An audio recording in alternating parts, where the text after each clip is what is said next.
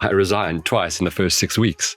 I've trained my brain to go, AI, I'm not reading it. Short-term renting a car is a big decision, and it's a decision that people get wrong.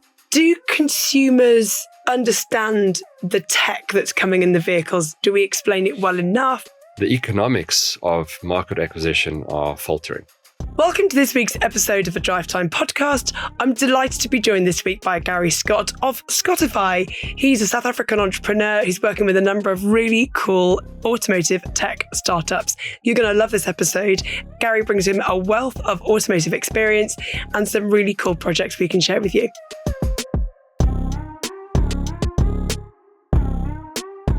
Gary Scott, it's an absolute pleasure to have you here. I've been trying to get you on this show for about a year.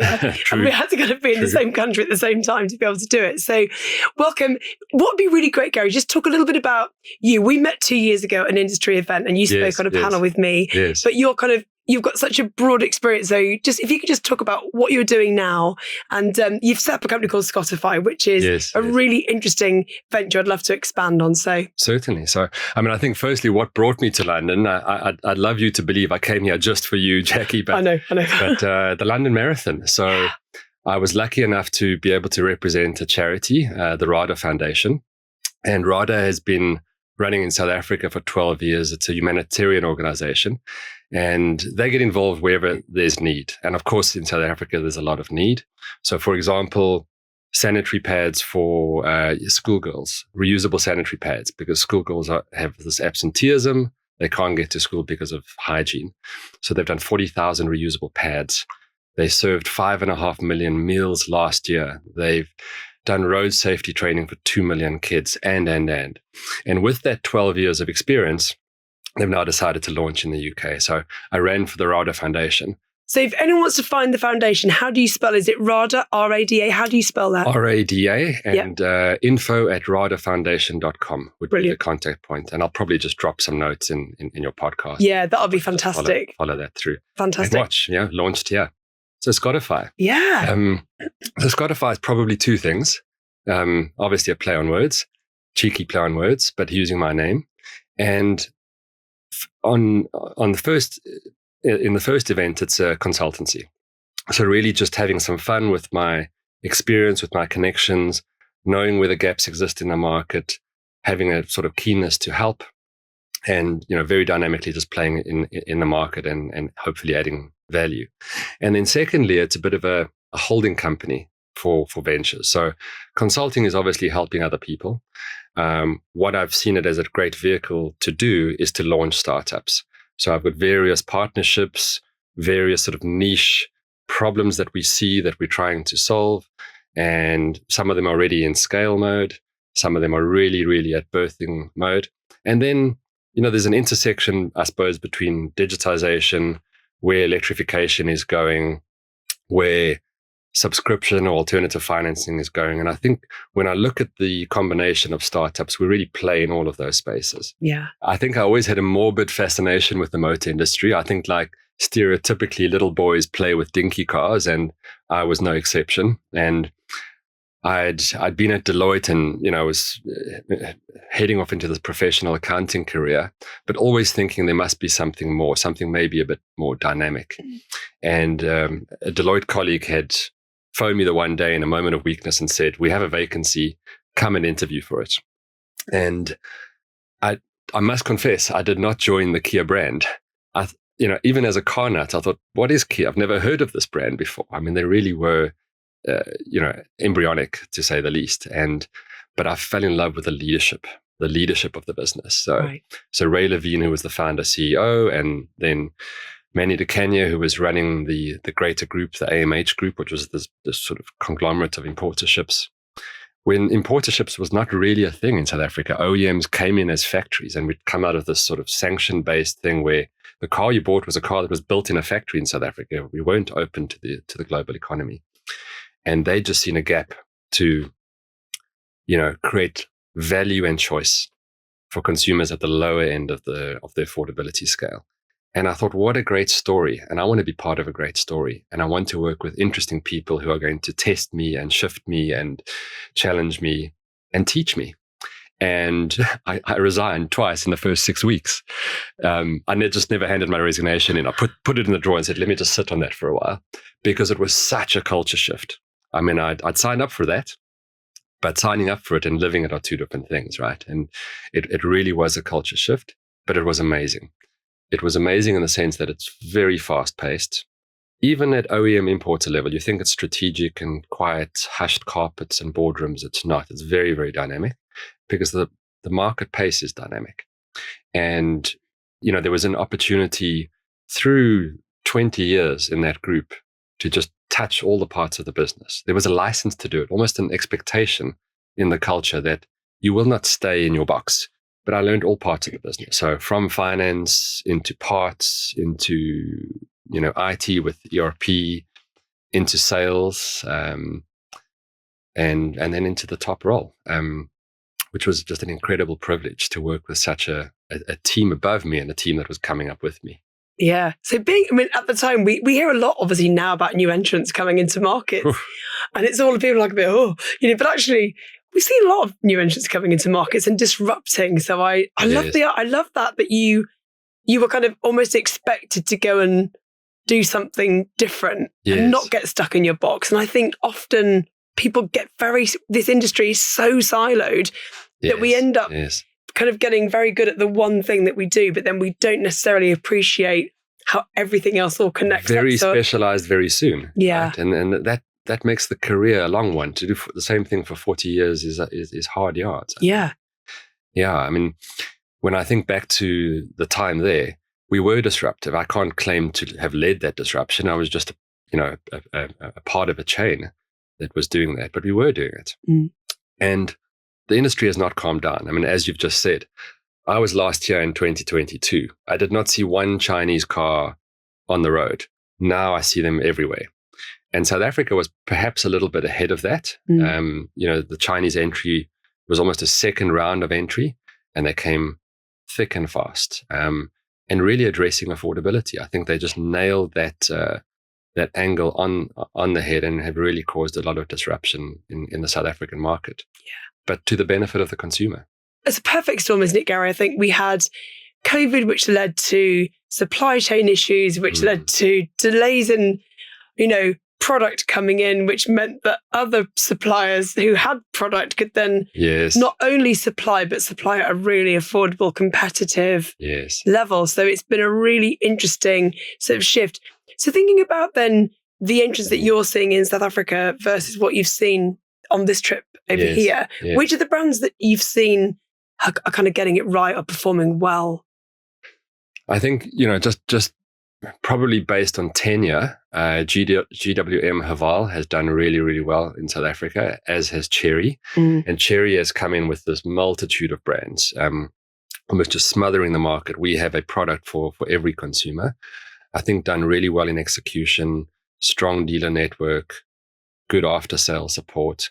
And you don't necessarily get that right the first time, but second time, taking lessons, understanding that you're in a market where perhaps a car off the road means a consumer off the road, because our public transport infrastructure is just not that great. It doesn't exist, does it really? It doesn't really exist, if we've been frank. So understanding that, gearing up for that, and then meeting that expectation has happened, I think. I think they've done a really, really good job. Yeah. Yeah. Interesting.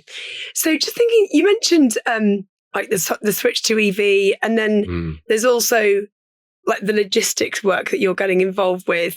There was always, it felt like when I was there a couple of years ago, so everyone, because of load shedding, people were going for solar anyway. And actually you're in a country where, you can be self-sufficient because you can't rely on the supply coming consistently from the grid.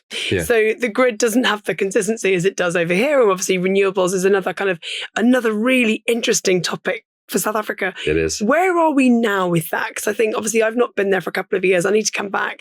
And but it'd be interesting just to kind of get an update on sure readiness, consumer appetite, comfort around range or charging. Is there public charging? Let's first look at the UK almost as a contrast. So I think what's happened here is that the auto execs have had to talk themselves up because the targets are so stretch, and the consequences of not meeting them are so dire that you almost have to tell yourself a story in order to convince other people, and then hopefully lead that out. In South Africa, it's been completely different. We haven't had that imposed pressure, and there's probably been apathy. Certainly from a manufacturing perspective, and we are a manufacturing-led industry still. The manufacturers haven't been geared for this transition. The policy hasn't stimulated an EV transition. The policy is still not properly formulated. And so there's this kind of uncomfortable stasis where we know we need to supply into Europe, which is shifting, and yet we don't have a roadmap to shift ourselves. So I think the manufacturers have looked at this purely from a domestic market perspective and said, anything that stimulates EV or punishes ICE is going to be a threat, an existential threat to our local demand for the product that we build. So let's not push on that until there's a roadmap where we can claim an advantage.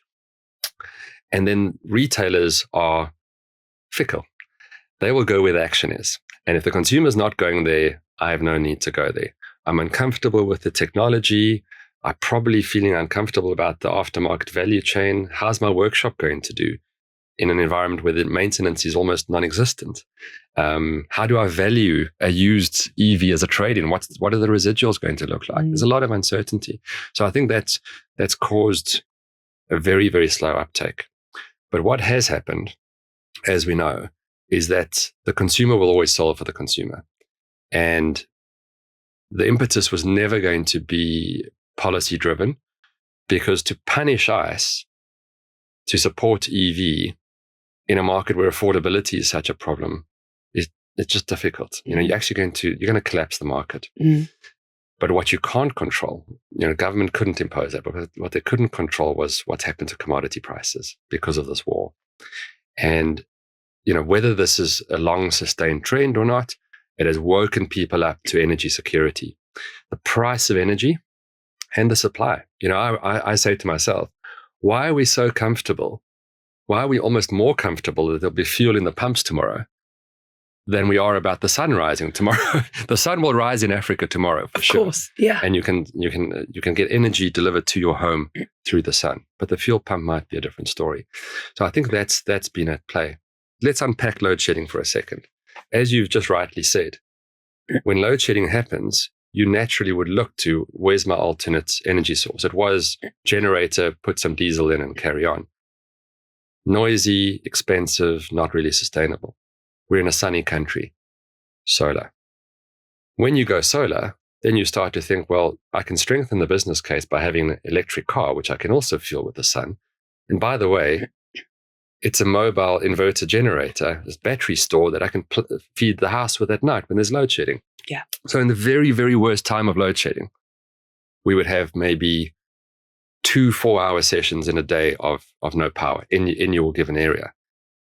In our application, 500 kilometers, 300 miles a week, you can charge 1 night a week, or you can charge an hour and a half every night just to top up. We never got to a point where that kind of charging regime was under threat by load shedding. It was a mindset. I mean, the other thing you touched on is charging infrastructure. So when I look at Zimmy and its competitors, that is commercial. That's public. Oh, it's not public. It's business. It's commercial applications. It's vans and trucks and the like. And mostly you're relying on private infrastructure, depot installations, closed loop, milk run type stuff. And that's how I think that will lead out. In the private space, what we have the benefit in South Africa, the middle class, people that are buying cars, generally have space at home. We're not in dense, high-rise living with limited access to a dedicated bay. In South Africa, you generally have a 2-car garage. And so home charging makes a lot of sense. I coupled solar with that and you're golden. Office charging as well. So I don't think that's really an issue. There's this mantra that gets rolled out all the time. What about when I want to go to Durban or the coast for the holiday? Well, rent a car because you've saved 20,000 Rand, in your energy bill this year. But there are companies that are rolling out national road infrastructure. I'm going to a launch next week, a solar-based company called Zero Carbon Charge. So they're off-grid, pure solar backed up by diesel if the sun happens not to shine in South Africa. But they're rolling out on the N3 to Durban and then the N1 to Cape Town and around the country. And so I think the combination of, range getting longer and longer inherent in the vehicle and having a charging station every couple of 100 kilometers, fast charging, it takes all of that anxiety away. When I was here in 2022, I had the privilege of driving a Kia EV6 before I got to drive one in South Africa. And I drive one permanently in South Africa. And all the pains I experienced then, and they were numerous, I went back and experienced them in South Africa again. Yeah. And it was simple things like you're charging on an app. The app's only available on the UK App Store, and you're a tourist. You cannot get the app. Therefore, you cannot charge. So I think the movement to interoperability, tap and go payments, subscription-based payments, I think that kind of thing has to happen. That's a no-brainer. But it requires competitors to collaborate. And, the vision I'm trying to play out when I speak to those competitors is work together to grow the market. Then determine your size of the market, your slice of the pie. Yeah, right? yeah. You need that seamlessness. People will not accept inconvenience or a lack of safety. I mean, charging in South Africa at 3 a.m., in a deserted station it would be a concerning thing. Yeah. People will not accept that on the holy grail of greenness or even economy. I don't want to be inconvenienced. I am time poor. I don't want to feel unsafe. Solve for those things and I will have to look. And they are having to look. We're seeing auto traders just said in South Africa, they're seeing EV inquiries going through the roof. Yeah. So there's an inquisitiveness, there's a curiosity that wasn't there before. As we've seen, George Meany, who's the CEO of Auto Trader South Africa, talks a lot about how people are now searching and you've got an instant feedback loop of what do people look at online the minute you see, because you drive past the pump and you look at it and you go, oof, that's pricey, isn't it? But you feel it the minute you put the thing and you have to fill it up. Yes. I have a hybrid personally, so I challenge myself to only fill up like once a month. Yes. And I do all of my mileage as best I can. But I rely a lot on public transport, so I can get the train to most places. My son can get the train to London. We're like 15 minutes from the station. Right. It's really quick and easy for us to get access to those. So the long journeys that we do have, I've got enough range. A range would be enough in a standard EV6 or something similar to get me to most places in England because it's quite small, and there is enough of a charging infrastructure. Well, I was going to just ask you, coming back to you mentioned there about home charging, there is we're beginning to see public charging become more available. Is the government and our government energy suppliers working together to identify where there are gaps in charging to make that more connected? Or is it not that joined up? I certainly don't feel that. I think private capital has been almost allowed to go out there and find its own opportunities. Right. I mean, something that was recently in the news, which probably speaks more to meddling or opportunism than to facilitation, is that these stations being rolled out on the national roads. Suddenly, the National Roads Agency has said, no, we need an application process. This is 2 years down the road. It's like, where does this come from? And you can probably see that some level of facilitation, or at least line of sight, probably has merit. But the opportunity for abuse, it makes hairs on your arms stand up. Yeah. We need an application process. And it's very Johnny Is that lately. Expensive for that application process? Right. Yeah, Exactly. So I think, what's happened so far, some brave, almost venture capital type stuff. I hope that's going to be rewarded. I do believe it will. I think we've seen hybrid has played a legitimate role. I mean, I think the narrative now is, we don't need plug-in hybrid. We'll just go hybrid. And then, because then we never have to worry about plugging this thing in anyway. Then it became, but I only get 20 kilometers of electric range. And I've now had a taste of electric and it actually feels quite good. And I know it's very economical. I think plug-in hybrid and range extenders will do the same thing. Yeah. People will get to a point where I'm now comfortable with charging. I actively look to charge because it's nicer to run in electric. It's definitely more economical. Yeah. It even performs better. And so it's a hop and a skip from there to full electric. So I don't think we're going to stall that plug-in hybrid. I think it is a stepping stone. Yeah. You mentioned the EV6. You test drove it here and then now have one. I think one thing I've really observed Kia go through in terms of its transition, it went from not the sexiest. I remember when it launched in the UK, it was like they led with 7-year warranty. So actually reliability was what they went for. Yes, and the journos were brutal, right? Yeah. And I worked in the press at the time, so I can't, but it was brutal. But actually, we've seen now the transformation of that brand from, affordable to design-led, very technical. Like we've got a tech brand that's really kind of driving, is pushing the boundaries. Having been obviously at the heart of that transformation, do consumers understand the tech that's coming in the vehicles now? Do we explain it well enough? Or, because I just think that's we think of vehicles as like the hardware, but it's the software that kind of keeps you engaged on how you use that vehicle. I mean, it's an interesting question. I think what, my observations of behavior in the space is that people underestimate in their replacement cycle how much the game has moved on. So, when they bought 5 years ago, the car they bought 5 years before that and 5 years before that was a slight iteration on what they had before. Yeah. Now it's complete tech fest, right? It's a mobile office. It is actively looking to prevent you being harmed. And our kids have grown up with this. Yeah. My technology must look after me. We never grew up with this. No. I must learn to operate this dangerous weapon responsibly to protect myself and others. And now the tech must do that job for me. Yeah. So I think that's moved on. And where we struggle with consumers is showing them value because they don't have an expectation. That, what's the value of that to me? I've never needed it. Why do I need it now? Until they try it, until they become familiar with it. So I think the role of the test drive, I think the role of advisory services, and that's one of the startups that we have, a company called Keylane. It's helping people to sort of navigate this bewildering space of high-tech, different drivetrains. What is ADAS? How do I deal with infotainment? How do I look after this car?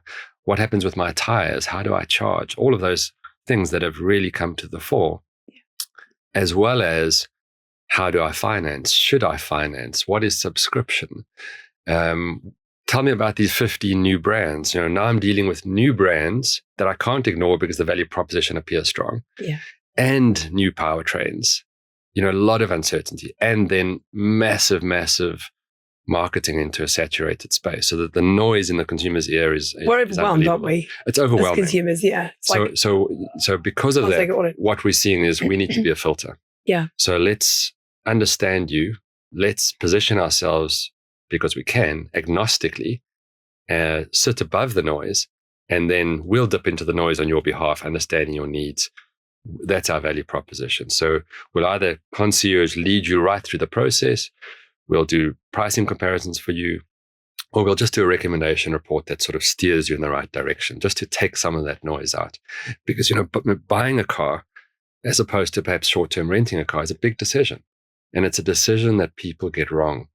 Getting a discount on the wrong car is not the same as paying the right price for the right car. It's not the same. Yeah. And you live with that decision, don't you? So do. Because to expand on, because you've mentioned, we kind of touched on the projects you're working on now, and they're all really interesting, very different, but kind of connected. Yes. So you've stayed very much in automotive, and you're kind of now getting involved with projects, I think, that excite you. Yes. And actually you think, oh my God, the market could really do with this. And I can see how we can bring this to market, because you've got that bring brands to market experience. And also, I think because you've worked in OEM, as in with the brand head on, and then working with consumers through the retail group, it gives you that kind of unique experience of where you can see the gaps. Like you said, like the app, there has to be a UK app rather than so you kind of go, you see the pain points, and I think you can see which ones need to be solved. So if you don't mind just expanding, you mentioned there's a concierge business.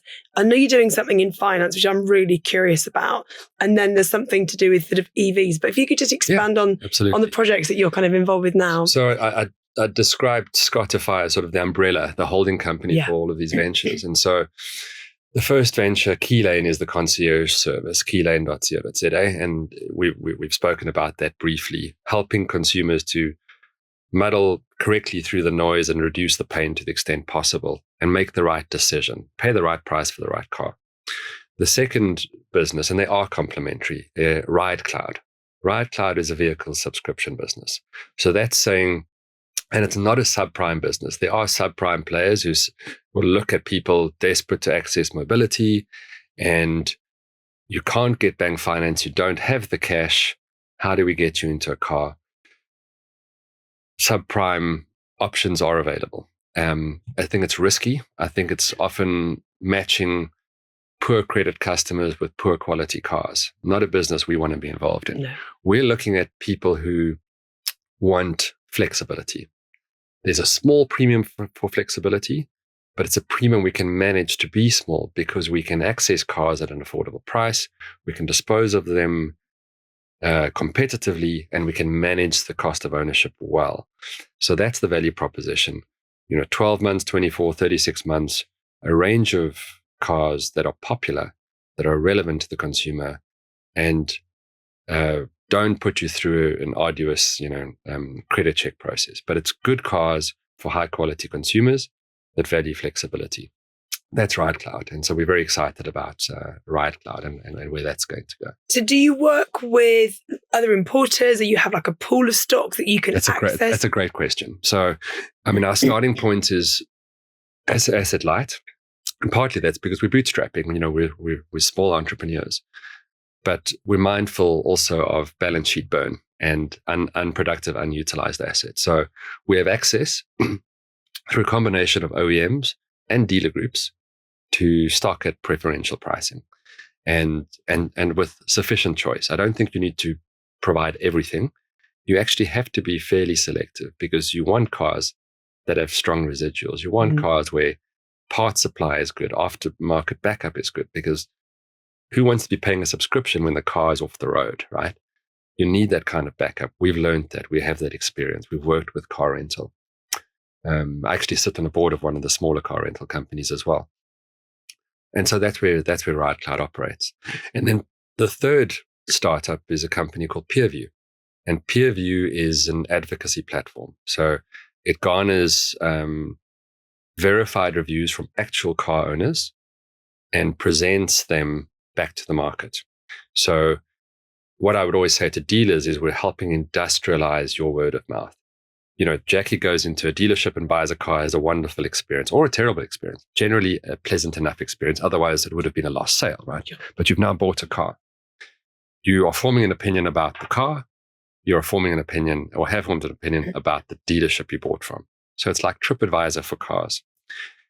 Let us use your opinion, which you're freely giving and you're consenting to give that opinion, to guide and educate other consumers. Nice. So I think it's rewarding good dealers and good product with more opportunities to sell that product. Yeah. And I think there's something really fundamental. We did years ago, I worked for an e-commerce agency and we looked at what are the moments that matter. Yes. In the car buying journey. So we have like Google Moments was a kind of the forerunner to all of that. And so they engineered Google based on consumers wanting to find something or wanting to buy something or wanting to go somewhere. So these were kind of these are my questions, these are my moments. And then we had this team of psychologists, and I get really giddy about stuff like that because I'm like, I know it's important, but I don't know why it's important. And they explained that. So reviews, one of the reasons that reviews are so important is that we're tribal by nature. Yes. So our evolutionary development, we're hardwired to feel safe in a crowd. Yes. If you're not in the crowd, you're over here and you could be eaten by the tiger. That's the kind of, I need to stay with my crowd, with my little tribe so that I feel safe. So like years ago, banishment was punishment, wasn't it? So being ostracized from your tribe. So I think we don't realize that we know we seek reviews. And the reason that we seek that is that, and often you mentioned there's like, you're industrializing opinion. I love that. Because it's like, we go to AI now, don't we? But actually AI is only as good as the sources that it can take the data from. Yes. So I think what we're seeing is, how do we take and harness all of that good stuff and pull it into a place where consumers can find it easily? Yes. And that's the stuff that we struggle with, I think, where car journalists write things in a certain way that make you kind of go, I don't know what oversteer is. Why would I know what oversteer is or understeer or how the car handles in a certain thing? I'm like, can I fit my life in it? And will it kind of, does it? So when I test drive it, I've got a different set of criteria. Yes. So I think how we bring all of those opinions together, if I'd have known when we've both got 3 kids, we're chatting about this outside. So my kids at one point, all 3 of them needed a car seat. So I could only really drive a car I could get 3 car seats in the back of. Right. So I would turn up to the test drive with all of my life, double pushchair, 3 car seats. No, I couldn't get it in. I didn't drive it. And then you're going to go, does it have keyless so I can like navigate the baby and the shopping and the whatever, can open the door without having to find the key in my bag. So there are little things like that where you're going to get consumer opinion that you can start to then harness. But so where are you on the journey of that product and how is it evolving? What's the kind of feedback been so far? Because it sounds really exciting. So that business is in pivot currently. So it began and it's been running for 7 years as an OEM product. And I think we've got 18,000 reviews live. And in the OEM space, fundamentally, it's about the early research phase. So a consumer comes onto your website, you want them to stay for a long time, you want them to explore, you want engaging content, and you want something fresh. And this does that. It's very awkward in marketing to sing your own praises. But if somebody else sings it on your behalf, why not give them a platform to do that? Of course. And my own practical experience was that we used it for product development. We learned, for example, that the Kia Soul, people were objecting about the size of the boot. And we said, but of course, look at the shape. Why is this a surprise? People loved the shape. It was evocative. But then practically in real life, it became a grudge thing that the boot was small. Yeah. So we removed the parcel shelf. And the reviews after that, which saved us money, the reviews after that became more positive. So we didn't lose the consumer. We kept the same consumer, but a more delighted consumer. Yeah. And so that's a happy spin-off. But what we've seen is that all of this noise you and I were talking about earlier, consumers bewildered, overwhelmed, being shouted at with marketing, and it's very samey. How do you stand out from the crowd? And how do you lead the consumer to where they deserve to be led to? Yeah. One of the economics of market acquisition are faltering. So the cost to acquire a consumer in the form of a converted sale is very close to the first gross profit being made on a car. The first gross just covers your marketing, your acquisition cost. And then your profit comes out of your second gross. Horrible place to be. So what our hypothesis is that these consumers coming through peer view will be further down the funnel. They will be more warm to convert because the confidence level will be higher. What are we dealing with? Trust deficit. So AI is going to hallucinate. AI is going to not be as discretionary as it might need to be with information that it assimilates. Let's push the customer down a funnel with credible information that's relevant to them so that when you get to speak to them, they're not tire kickers, they're not there to waste your time, and they're warmed up to the thing you're trying to sell them. And our hypothesis is that we can deliver that at a lower cost of sale than general market, and therefore our selling price to you will be lower than what you're currently paying for leads.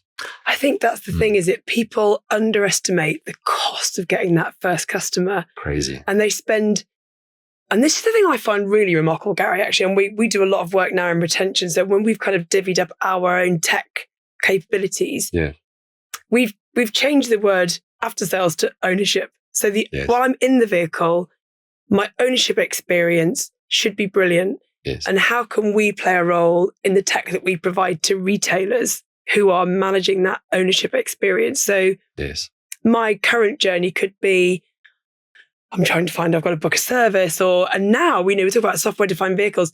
The vehicle knows when it needs a service, and it should be able to communicate with my app that has all of my stuff in it, and I've got an account, and I'm happy to set up an account. I'm used to buying on Amazon or whichever shopping channel I buy from, but I have probably more accounts and passwords in my phone than anything else because I'm not afraid of setting up an account. So I don't mind giving you my data and actually being connected to my vehicle. Yes. So there's a massive opportunity, isn't there, then, to keep me longer.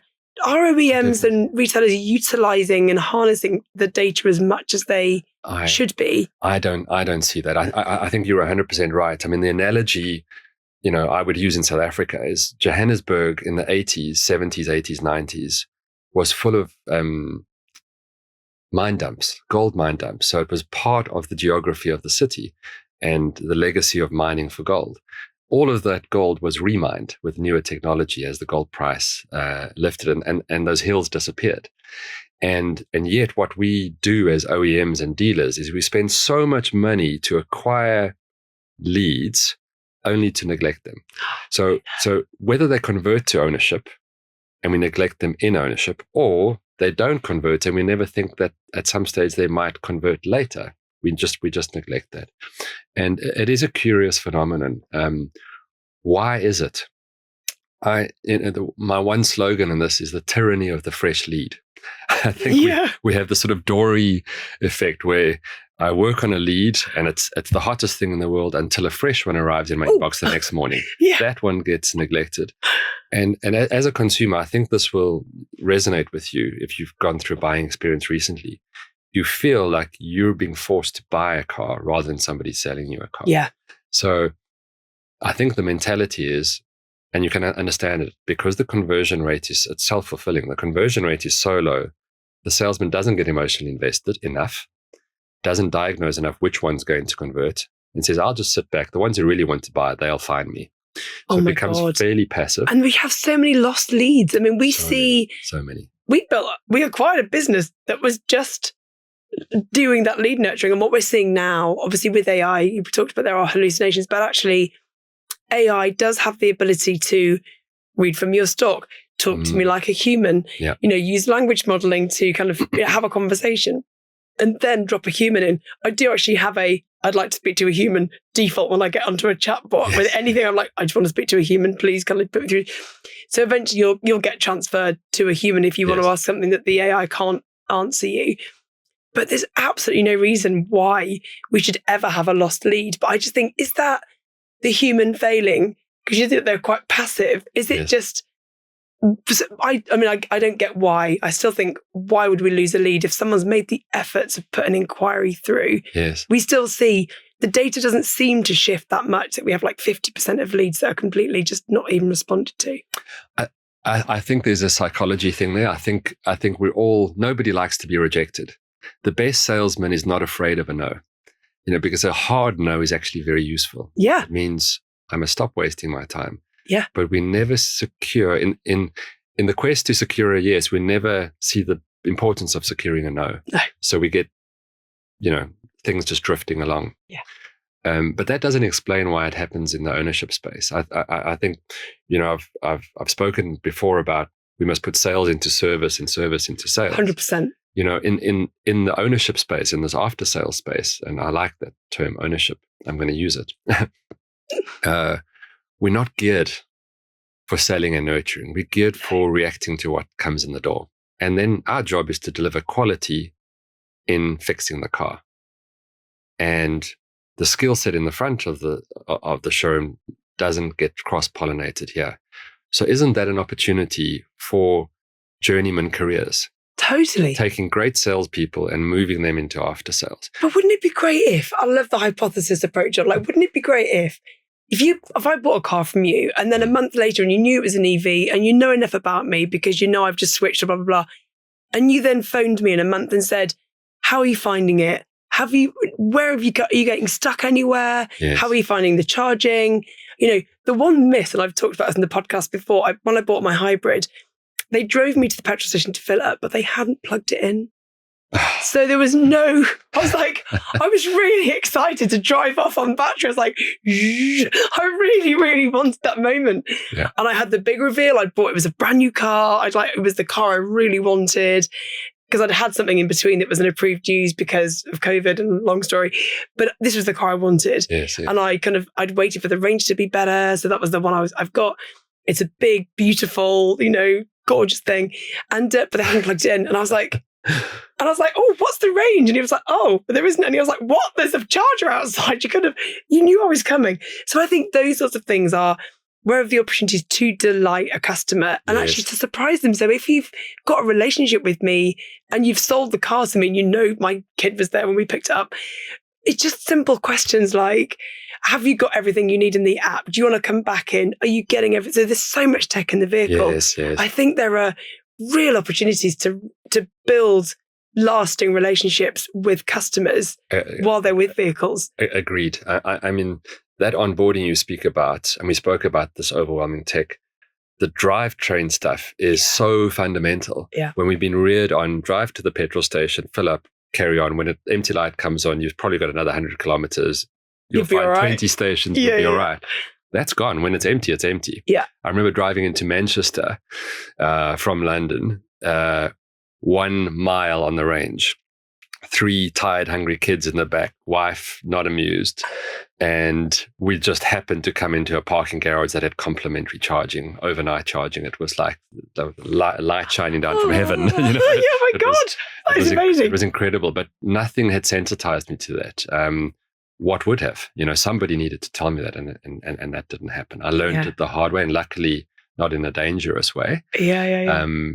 But that doesn't happen. And I've seen it in our concierge business. We've probably 40% of what we've delivered has been new energy. Just, I think the market we're speaking to, time poor people, they're prepared to pay for a service, that kind of thing. And early on, it was delighted. One thing that was disappointing is the salesman handover left me with too much mystery. So I've actually written something with Greg Kress from Accenture. We put it out on LinkedIn about just a beginner's guide to your first few weeks of ownership of an EV. And I think that's an onboarding process salesmen need to go through. I think what's really evident is the salesmen themselves are not driving the product. I've heard this. They need to live with the product. Yeah. You need to go home with it. You need to find a charger. You need to worry about, where do I charge? Is it convenient? Is this slow? Does this card work on this machine? You need to live that pain so you can add value to your consumer. And your advocacy as well. So it's like you kind of help me. Yes. The first person I remember, the first time I ever bought a car with Isofix, totally unrelated. But the salesperson saw that I was pregnant at the time. It was my first child. And he looked at me and said, oh, you'll be wanting Isofix. And I was like, I'll be wanting what now? And he explained what Isofix was. Thank God he did. I would never have known about Isofix, but he did that thing where he showed me the feature that was really relevant to me. And once he'd done that, you were never going to buy a car without it again. Absolutely right. 100%. Yeah. It was a brilliant, brilliant sales kind of thing. And I just thought, and I bought the car from them, and I kind of bought that model because it had the Isofix in the back. And I was like, that was just game changing. But I think you're absolutely right. If you are going to have a product that has a feature that, you need to live with it and become an advocate. One thing I've always noticed as well is that our dominant thought, like your dominant thought was, I need to find a charger when you've got 1 mile on the range because you haven't got another 100 miles. You can't roll in on fumes. But I think unless you're in an EV, you don't look for charging. Yes. When you are thinking about an EV, or you start to look for, can I charge at my supermarket? We've had a few guests on the podcast that talk a lot about destination charging, the different types of chargers. Yes. We're going to see, to your point about being able to go vehicle to grid, so the other way around, vehicle to home. Yes. So there is some amazing technology coming in the charger that you fit to your house. Yes. But it has to have the right technology to go both ways, not just one way. So to be able to then take your vehicle as a battery storage for your home, you can then, in the UK, we have cheaper tariff at night. So you can charge your vehicle up at night. You could then run your house from your vehicle during the day, from the battery that's in your vehicle during the day, potentially. So actually, you're reducing your cost of living by just thinking about things differently. But isn't this exciting? Because think of how this has been a product-led industry. Totally. We sell a car, taillights, goodbye. I'm probably working at a different dealership in 3 months, so there'll be no relationship building here. Yeah. And the other thing as well is there's so much churn. So much churn. It's really bad. But now what happens, and I'm seeing this in Zimmy first because it's in the commercial space, you're engineering a solution. Yeah. But even the private consumer, this is becoming an engineered solution. So we worry about how's the value chain going to be disrupted? I put the car on the road to put the car on the road. I make my real money in the workshop and in the parts, collision repair and that kind of thing. How do I survive going forward? Well, here's the answer developing in front of your face. Yeah. You're providing a service. You're providing a lifestyle solution. How does this fit into my energy ecosystem? How does it become my mobile office? What is the tech that is going to support both of those things in the car? How is it going to cater through, being software defined or whatever? How's it going to cater for my developing needs or my versatile needs as a family? You can't do that off a brochure. You have to develop almost an engineering philosophy to the consumer's problem. Yeah. I find it very exciting. It's so exciting. So just thinking, as we wrap up this main episode, Gary, what are you excited for now? Obviously, congratulations on the marathon, by the way. That's a brilliant achievement. What's big for you this year? What's happening for the rest of 26? What can we expect to see from Scottify? And what are you looking for? I think which companies do you want to work with? Because I think you've got such a great experience for your own little dragon's den almost. You can help startups and incubate and then connect. Well, in a way, I see our businesses almost as like a skunk works for bigger business because, I've seen this from the inside. Big business is a revenue monster. So it's dealing with massively high fixed overheads, big capital investment, and thin margins. It's very hard to innovate in that space because you're just trying to be compliant. Never mind innovate. Just be compliant and try not to chase the consumer away with all this compliance and other complex work and manage this big balance sheet. Small businesses, startups need to almost lead the way. And when we get that right, when we solve for a consumer problem, big businesses' ear needs to be to the ground to say, that's going to create a competitive advantage for me. I couldn't build it myself, but I see value in it. And I'm interested to collaborate, purchase, license, whatever that is. So, but it's not interesting unless it can scale. So I could happily run these startups niche and tick over with my partners who are all great people and not have a care in the world. But it will become interesting to big capital when it shows an ability, a potential to scale. So when I look at the rest of 2026, that is our obsession. Yeah. And you referenced it earlier. That is something AI has done for us. Yes, it's given us the ability to, almost defer employment, because agentic AI is just so efficient at back office, so efficient to iterate in a very experimental way without lots of developer cost, and so your cost base is growing in a much more contained way while your revenue is slowly starting to pick up.